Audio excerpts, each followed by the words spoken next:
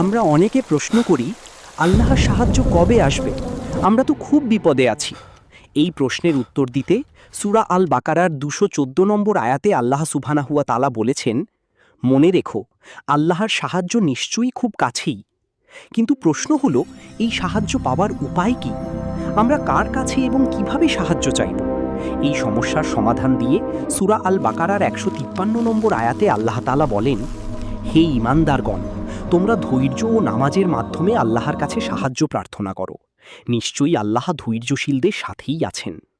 অর্থাৎ সাহায্য পেতে হলে আমাদের নামাজে দাঁড়াতে হবে এবং সবর করতে হবে। কিন্তু আমরা যতক্ষণ আল্লাহকে মনে না রাখব, আল্লাহ আমাদের কিভাবে সাহায্য করবেন? সূরা আল বাকারার ১৫২ নম্বর আয়াতে আল্লাহ আমাদের স্মরণ করিয়ে দিয়ে বলেছেন, কাজেই তোমরা আমাকে স্মরণ করো, আমি তোমাদের স্মরণ করব, আর আমার প্রতি কৃতজ্ঞতা প্রকাশ করো, অকৃতজ্ঞ হইও না। অর্থাৎ আমরা যদি আল্লাহকে স্মরণে রাখি, আল্লাহ আমাদের বিপদে সাহায্য করবেন। আমাদের জীবনের সব সমস্যার সমাধান আল্লাহ সুবহানাহু ওয়া তাআলা এভাবেই কুরআনে দিয়ে রেখেছেন, কিন্তু আমরা তা পড়ি না বা বুঝি না। তাই আসুন আমরা অনুবাদের সাথে কুরআন পড়ার অভ্যাস করি। কমেন্টে লিখুন ইনশাআল্লাহ।